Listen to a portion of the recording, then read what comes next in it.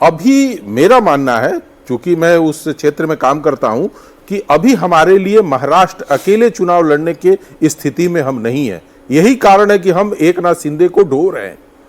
उनकी बहुत बड़ी काबिलियत है उस चुनाव में और वो बहुत बड़े वोटर सेट करने वाले हैं, ऐसे नहीं है। लेकिन हमारे पास अभी भी महाराष्ट्र में वैसे मराठी नेता क्या कमी है जो वोट को लेकर आए। और इस जो विधानसभा चुनाव के बाद जो इतनी बड़ी जीत दिख रही है म्युनिसिपल कॉर्पोरेशन के चुनाव में, तो उसके कारण यही है कि हम मराठियों के साथ एक तालमेल बनाकर चले थे।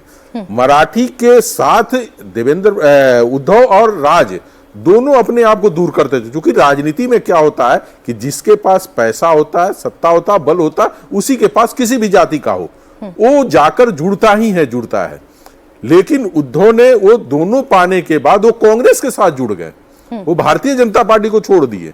तो उनका जो नेचर था हिंदुत्व का, उससे वो अपने आप को अलग किए। और एकनाथ शिंदे ने हिंदुत्व के साथ साथ उस मराठी मानस को भी अपने साथ में रखा, जो भारतीय जनता पार्टी के साथ जुड़कर और भारतीय जनता पार्टी को एक बड़े विनर के रूप में लेकर आई। लेकिन मेरा अपना मानना है कि अभी महाराष्ट्र में हमें एकाध चुनाव और वेट करना पड़ेगा। इसके बाद महाराष्ट्र भी भारतीय जनता पार्टी के लिए एक बड़ी माने उपलब्धि के रूप में देखने को आपको मिलेगा। लेकिन अभी तत्कालिक रूप से यदि मैं सिर्फ ये कहूं कि इस भारतीय जनता पार्टी के बड़े लीडरों का भी कम योगदान रहा, चाहे एकनाथ शिंदे का कम योगदान रहा या देवेंद्र फडणवीस का कम योगदान रहा, तो हम इनके योगदानों पे नहीं अभी बात कर सकते हैं, नेतृत्व पे बात कर सकते हैं कि नेतृत्व ने जो निर्णय लिया उस पर कहीं न कहीं रिजल्ट आते हुए दिखा, चाहे वो अमित शाह जी लिए हो, चाहे देवेंद्र फडणवीस लिए हो, चाहे एकनाथ शिंदे लिए हो।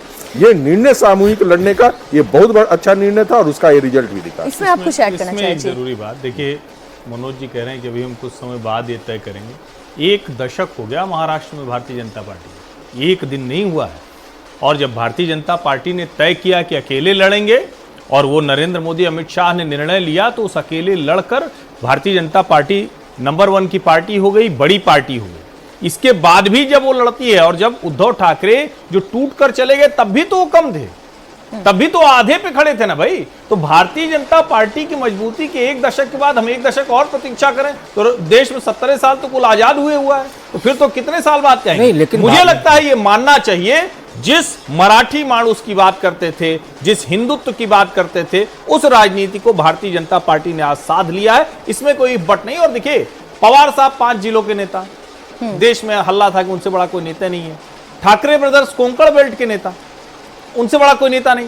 पैन महाराष्ट्र पार्टी पहले कांग्रेस थी, आज भारतीय जनता पार्टी, ये महाराष्ट्र की सच्चाई नहीं। एक चीज और मैं मीनाक्षी जी कहूंगा, जो हर्षवर्धन जी बोल रहे हैं, भारतीय जनता पार्टी ने महाराष्ट्र में गठबंधन धर्म निभाने की मिसाल कायम की। जब 82 पार्षद थे उसके पास, तो 84 पार्षद होने के बाद भी उन्होंने शिवसेना को कहा आप अपना मेयर बनाइए। और जब 22-24 विधायक लेके एकनाथ शिंदे जी आए, तो सारे विधायक भाजपा के होने के बाद भी कहा आप चीफ मिनिस्टर बनिए, एकनाथ शिंदे बने। तो त्याग का फल मीठा होता है और आज भारतीय जनता पार्टी वही मीठा फल चख रही है। ये एक बार हम इसकी बात कर लें कि ये जो मराठी और अमिताभ जी गैर मराठी के बीच के हम तुलना कर रहे हैं कि जैसे जैसे गैर मराठी वोट बैंक वहां पर बढ़ता चला जा रहा है, वैसे वैसे बीजेपी भी और स्ट्रांग होती जा रही है। क्या देवेंद्र फडणवीस अपने साथ मराठियों को भी गैर मराठियों को भी उतनी ही कन्वीनियंटली जोड़ पाते हैं? मराठी उनके साथ एसोसिएट तो होते ही हैं, गैर मराठियों को भी उनके अलावा और कोई ऑप्शन अभी दिखाई नहीं देता है महाराष्ट्र पे।